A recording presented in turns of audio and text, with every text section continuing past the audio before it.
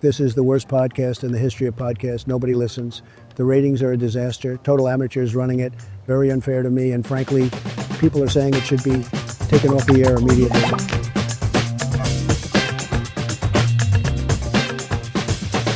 Welcome back to a new episode of That's Not the Message. I'm Daniela. My name is Sebastian. And we're going to do a little bit more of a deep dive today on the phenomenon that is MAHA, Make America Healthy Again, which is, of course, the spin to MAGA. It's this RFK Jr., who's now the Secretary of Health and Human Services in the U.S., a member of the worst member, I would say, of the Kennedy family. Unfortunately, this is the one that we're left with, who's running this department now, who, of course, is, has a lot of also conspiracy theories on vaccines and so on. But we're going to dive in a little bit more on health policy related to food. And I had this idea because we spent Christmas with my family in the U.S., and we were exposed to a lot of MAHA individuals, and I was especially really interested to see that how much the women really were leaning into this MAHA, while the men were very MAGA. And I think there's a lot to say about that, especially because as the Democrats, I mean, we have been the ones who have brought, the biggest healthcare reform of the last decades in the U.S. with Obamacare. We, much more consistently vote for, pro-health on public policy, on food policy, on from reproductive rights. Down the line, we're much more consistent on being pro-health, and somehow we lost the narrative on health. So somehow that was not the message. We didn't get the message right. The Democrats, what did we do wrong? One of the things that struck me when visiting the U.S. and beyond reading the news and reading all the coverage that comes is how much the average voter is exposed to conspiracy theories. In the sense, I think we will do a podcast on that to go deeper. But I think rooted on that belief of conspiracy theories is the belief that there is a strong skepticism and distrust in not only government, but anything that is public, from the Food and Drug Agency to anyone holding public office or anyone running a public agency, and of course because of that distrust, you can easily say the people who are from the government who are recommending this food pyramid, for example, they are taking advantage of you because they get in bed with big food, with big industries, and they are manipulating you. They are not having your interest at heart. And here's what you should do instead, right? And so this idea of you shouldn't trust anything, or if you hear something from government, just expect that you have to do almost like the opposite, because government is somehow taking advantage of you or is getting in bed with big interest. I think that is what explains the narrative behind MAHA, don't you think? Mm-hmm.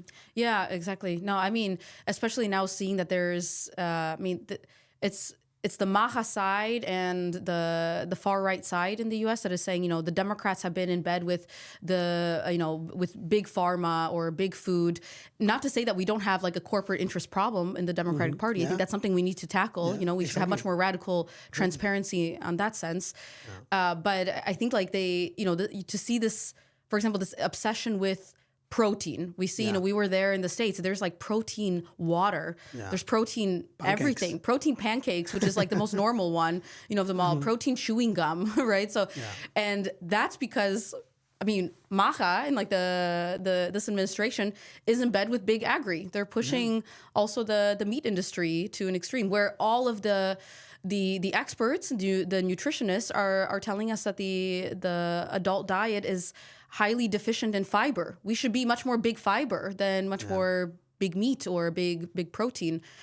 So it's I think like what we've seen that what the Democrats have also done wrong there, and how we've lost this narrative on health, even while we've voted on the right things. We've tried, we've tried to push policy in a way that has brought us, the idea was to bring us closer to universal health care. And all of that was somehow in vain because we have lost the narrative on health. And that's because policy is not the message. Yeah. Policy, like healthcare policy, is very complex. It's messy. It's also very state level. There's a lot of state nuances there. And so we thought as Democrats, like, well, we brought you Obamacare. We thought that was going to be enough for people. But clearly it's not. People are, and especially, again, I'm going to come back to women, because in American households, it's women that are especially doing the grocery shopping. They're deciding what the family eats. And so what's visible? It's food, We talk about toxins and, added hormones to the food and added antibiotics to the food. These are things that are like also a lot more visible as you're looking at labels on food. And so policy itself cannot be the message that we brought you this, or, this is like our position just on this. We need to be a lot more tangible about it. And they took this up with the food, and we have to find a way to take it back, because we also don't like red dye 40, right? But it cannot be associated now just with a Republican brand. Yeah, finding also the difference between what the government is doing and what science is doing, what's the opinion of science, and the importance of competence, the importance of independence, the importance of having having or keeping perhaps the dirty hands of politicians and big money away from the scientific institutions that have to decide on things that are so important for us. Like it can be food, but we can go to many other topics as well. I think that's a little bit where the build back need to start happening, because I think people dislike government, but if you think about it, people dislike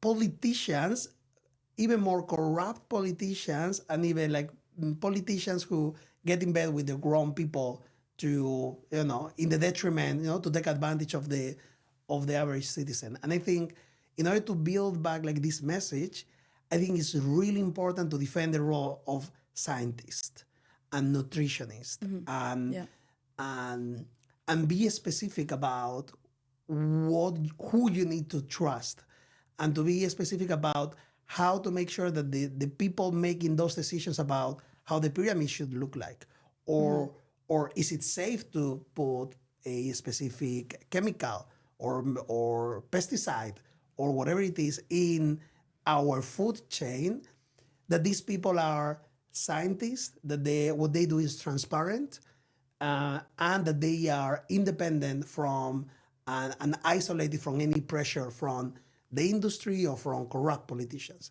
I think here's you tap into this narrative of distrust of not the government in itself, but people in the government who want to take advantage of being in government for their own selfish purposes. Exactly. Yeah, I think that going forward, something that the Democrats can do is really give much more of a space and put them on a stage.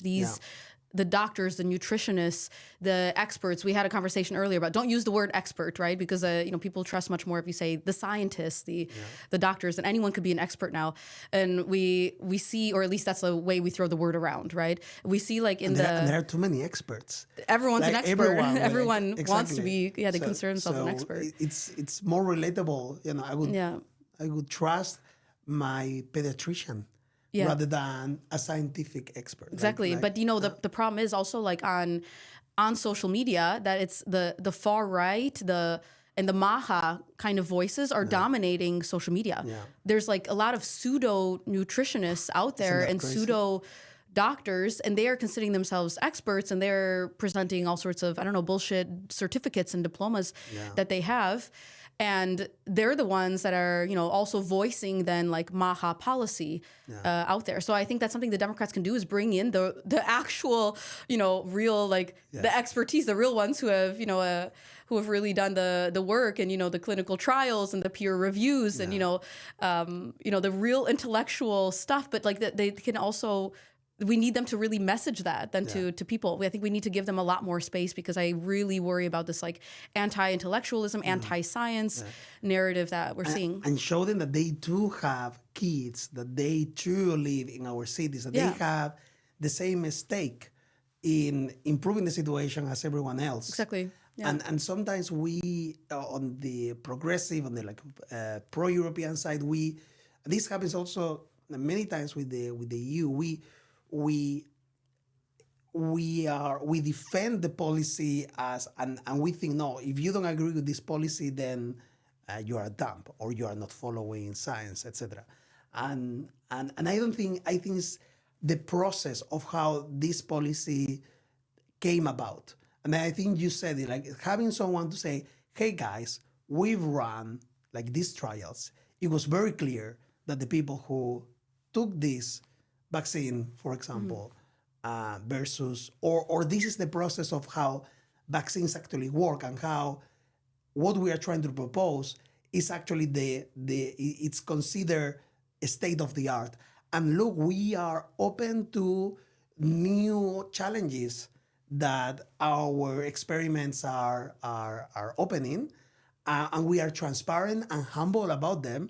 And of course, if you have concerns about certain unintended consequences of, for example, clinical trials, etc., we are open about that, because our process is the scientific process. And we rely on that. If you heard someone who disagree with us, that is fine. That is fine, because in the scientific process is embedded the disagreement and the challenge. Most of the major breakthroughs in science came because there were people, again, why are we, the Democrats and the progressives, tied to and sentimentally attached to the status quo, when the major scientists challenge the status quo? Why can't we be those exciting people who are challenging, who are putting people's interest at heart, but at the same time we're following a scientific process and we are doing things with care, with time, and I think that's what, like, the process brings people in, right, rather than the output. No? Yeah, and you said something interesting about the, show that these people, these doctors, these pediatricians, nutritionists, that they also have a family, that they also have kids, like make them very relatable and personable.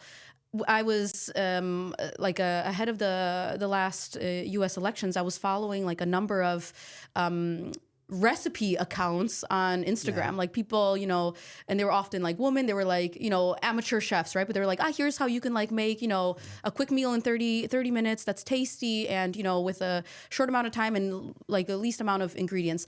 And, you'd follow that account and then you engage with that account because you save the recipe and then you come back to the account. How many times I searched this account. And then as it got closer to the elections, they started to share some things and post things that were like very MAHA coded, very like on health related policy stuff. Like they started to take a lot more of an interest in the policy things, but it was very MAHA coded. It wasn't based on like, okay, this is like real science. Like it was very pseudo type of stuff. And then I realized that across a lot of the platforms I was following. And now I've already engaged for so long with these platforms because I'm saving the accounts, I'm sharing them with my friends. You got to do this recipe.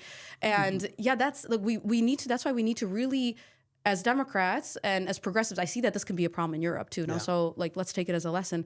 We need to aggressively put forward the voices of those scientists. Aggressively give them a platform and a stage, because we're a little bit behind on this stage, like in this field, and on the communication side of things. But it's not too late to come back. Yeah, and the policy makers, to wrap it up, are not necessarily the best communicators, the best messengers. Exactly. I remember like this example that we once heard about a campaign on completely not completely different, but another topic on abortion, right, or on women's rights, Yep. and they tested different messengers on why it is important to Different ads, right? Yeah, They ran and different ads. and the one that was the most. They had different. They had an ad also about a woman sharing her own story about why she had to get an abortion, and I think it like saved her life or something. They had, I mean, different perspectives on, and it was doctor? a doctor even, and the ad that performed the best. This was in Minnesota too. Minnesota or Wisconsin again, but one of the Midwest states. The ad that performed the best was a father who was a firefighter, and he was talking about why he would want his daughter to have access to that right to abortion, and why she should have that right. And that was the best performing ad by far. And they won the ballot initiative. It was ahead of a referendum in the state. So policy is not alone is not the message. Policy makers are not necessarily the best messengers. What you need to find then is relatability, and in the messenger who is telling you, look, I know you are hearing this or that about how you need to increase your intake of protein. And definitely you are seeing that in the supermarket. You're seeing that on Instagram.